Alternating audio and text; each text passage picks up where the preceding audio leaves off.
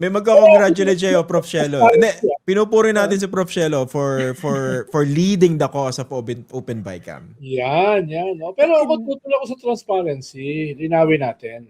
Okay. Siyempre Tungkol kasi sa kung relationships? imaginein mo naman, kung may may transparency kay Sen Edu, dapat na-enumerate na niya kung sino yung mga karelasyon niya. Yun pa naman yung topic Sobra namin naman. kanina. Ganyanan. Hindi, Sen Edu! Yun yung topic namin kanina sa live eh. Sabi nila, pwede ba sa susunod invite natin si Sen Edu? Tapos yun yung discussion. Magka-transparency kayo. Tapos ang dami namang mga caucuses. Ang dami namang breaks. Di ba? Ano yun? Correct. It's a good start, no? Hindi, ano bang gusto natin? Lagyan natin ng open mic lahat yan? Gustuhin mo na. Either gustuhin mo o wag na. Di ba? Good start. Yan na lang laging dahilan eh. Good start.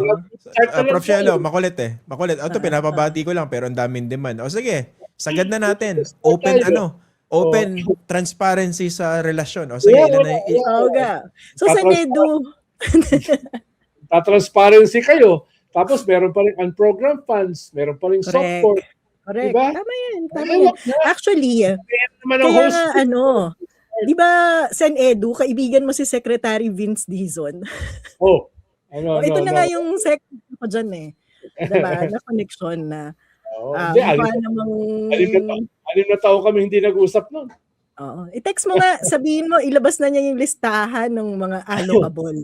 Kasi mukha namang, ito na yung next step kasi. Pumasa na yung budget at hindi mo naman pwedeng sabihin huwag tayong mag-allocate ng budget sa infra. Huwag tayong mag-allocate ng budget sa flood control. Malaking epekto niyan sa economic growth. Kaya yung next step sa pagpapanagot, ano ba yung mga policy na dapat ina-adapt ng administration? Diba? Binabago. Sabi nila, okay naman daw dahil sa unprogrammed funds, niretain naman yung sa modernization, niretain naman yung foreign assisted, di ba? Tapos naglagay naman daw ng mga rules dito sa MyFIP, dito sa AIX, etc. So, dun sa unprogrammed, saan na naman sila huhugot ng pera para pondohan yan? Kasi syempre, sabi ng Supreme Court, hindi na pwede PhilHealth, hindi pwede PDIC. Gagalaw lang ang unprogrammed kung may pondo. Sabi na yung recto, wala naman daw eh. Wala rin ina-expect. Ako yun eh, prinsipyo yan eh, ideology yan eh. By its very nature, unconstitutional ang program. Correct. So dapat ang binito ng presidente, lahat ng unprogrammed. Dapat walang unprogrammed. Unconstitutional yan eh. Bakit mo ibabalik sa executive yung powers of the purse ng Kongreso? Although, marami nagsasabi, kung Kongreso lang pala, di wag na lang. Di ba? Wala magagawa konstitusyon yun eh.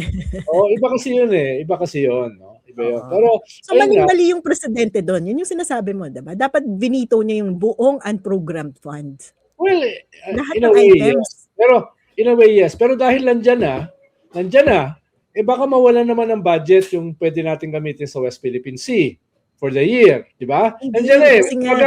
May error na eh. May mali na from the start eh. Diba? May mali na eh. Yung malaking question nga doon. Bakit mo nilalagay yung AFP modernization sa unprogrammed? Correct. Ang sinasabi ko lang, Celo, dahil nailagay na, yun ang request ni Ping eh. Ibalik nila. Nailagay na daw, wag na tanggalin yung foreign assisted. Wag na tanggalin yung... Yan nga rin yung malaking question eh. Yung foreign assisted projects, yan yung mga malalaking infra projects natin na nangangailangan ng counterpart. Kanina may nagtatanong ano nang mangyayari doon sa mga compensation namin doon sa mga properties na kinuha ng gobyerno, diba? Para sa mga big infra na yan. Walang nakakakuha. Yun po yung counterpart ng Philippine government na nasa unprogrammed. Yes. So, hindi yan mai-implement pag walang Philippine counterpart. Yes, ang sinasabi lang, galit yung mga embassies kasi kung wala yung foreign assisted. Yun ang sinasabi, nagagalit yung mga diplomatic corps. Ang nakakatawa dyan, doble ang epekto sa atin yan bilang mamamayan. Kasi approved loans na yan. So kung approved loans na yan, nag-i-interest na yung utang natin pero hindi ma-implement dahil walang government counterpart. Yes, tapos correct. Tapos tinanggalan mo pa ngayon lalo ng potential to fund. Dapat dyan, nilagay mo dun sa program part. Diba? Yan nga, ang sinasabi lang ni Sen Ping, nung binabanatan ko yan, no, sabi niya, nandyan na kasi. No? Nandyan na, program na siya eh. So anong gagawin natin? Tatanggalin natin yung modernization ng armed forces para sa West Philippine Sea. No? Tatanggalin natin. Kumaga, meron ng unang kasalanan eh. Di ba? May unang kasalanan eh. Dapat hindi nga ginawang unprogrammed. Dahil nga, violative yan sa konstitusyon. Violative yan sa separation of powers. Di ba? Violative yan dun sa budget framework, no? Budget framework na na hindi dapat ganyan. Hindi dapat ganyan yung fiscal policy. That's bad fiscal policy eh. Di ba?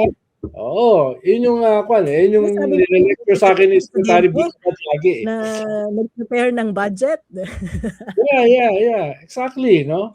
Parang ang sinasabi lang ni Senator Ping, dahil nandiyan na nga, anong gagawin? No? Ipapabito ko lahat. No, yun ang kanya. No?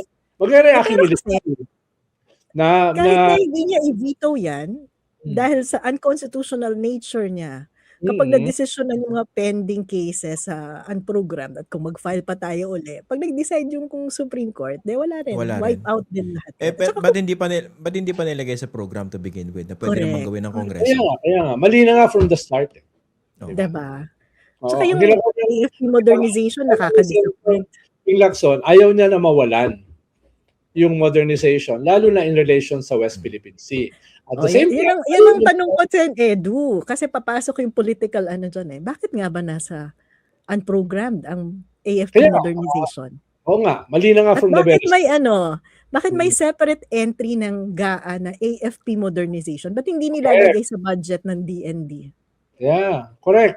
Ang tanong, ang issue lang ni Sanping, nangyari na nga yung mali eh. Dadagdagan ba yung mali? Hindi, alam mo kung bakit.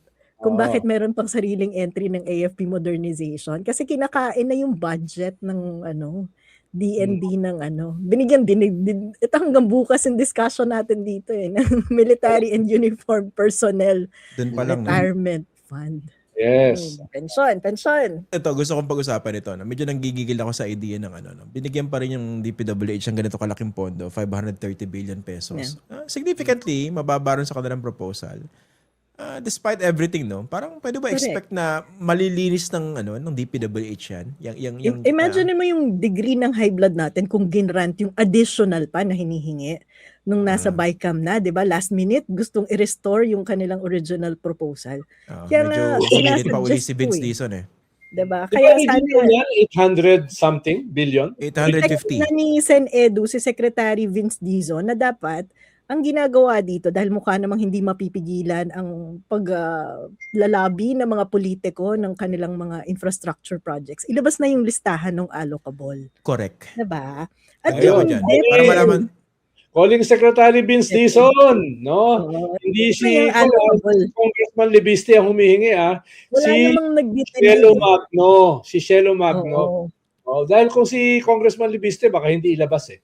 Ang humihingi Magno. Diba para sa susunod, pag nakita natin yung mga EPAL projects ng mga politiko, hindi mo na sasabihin na, wow, may waiting shed. Hindi mo sinabi sa kanya nung nagkasabay kayo sa San Fernando. Hindi kami nagkasabay morning ako, afternoon siya. Pinrep ko lang yung mga tao kung ano yung mga dapat itanong sa kanya nung hapon. Tinanong naman sa kanya. Hindi ko na alam. Yung bang proseso ni Cabral, yun pa rin yung sinunod nila? Yes. Pero kasi halimbawa, dapat nakikialam din dyan ng DepDev, hindi na pala NEDA, no? Yung DepDev.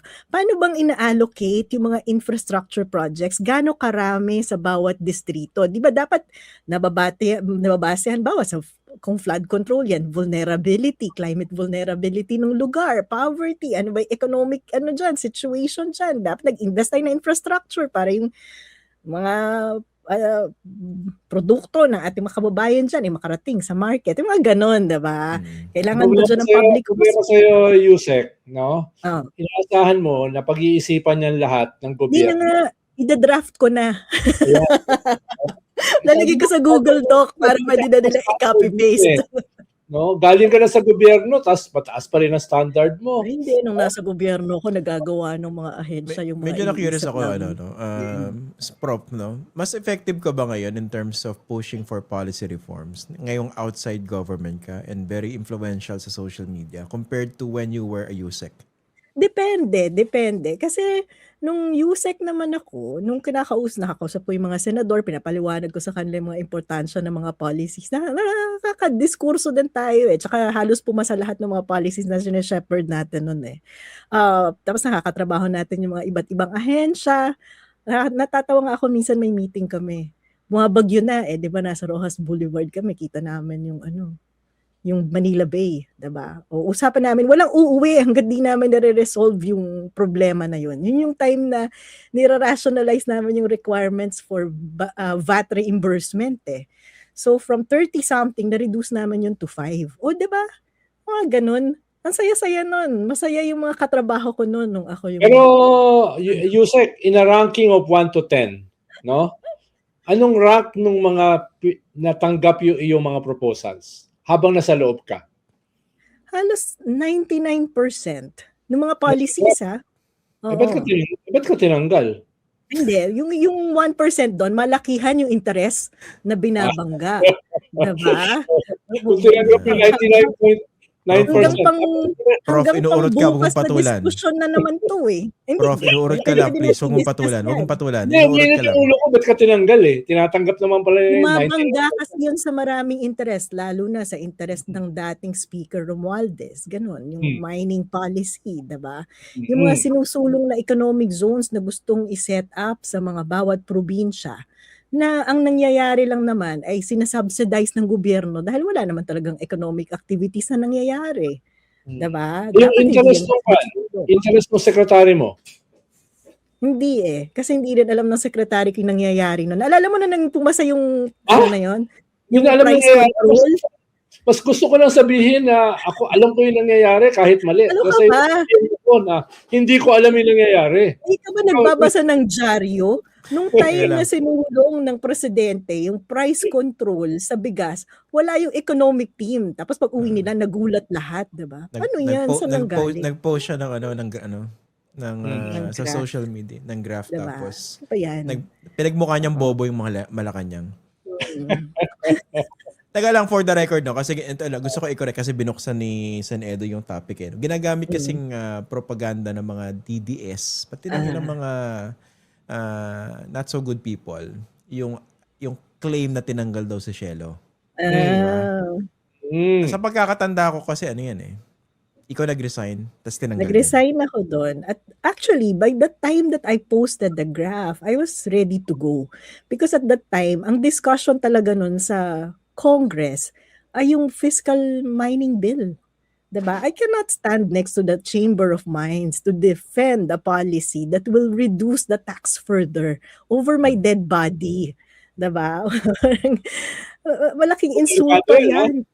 Malaking insulto yan sa mga communities. Alam ng mga environmental advocates. Yun na nga eh. I cannot let go of certain issues and I will not compromise kahit ano pang prinsipyo, kung papapush mo sa akin ang mas mababang tax sa mining, para tinalikuran ko lahat ng advokasya na ginagawa ko at the local, national, and international level. And even my academic work.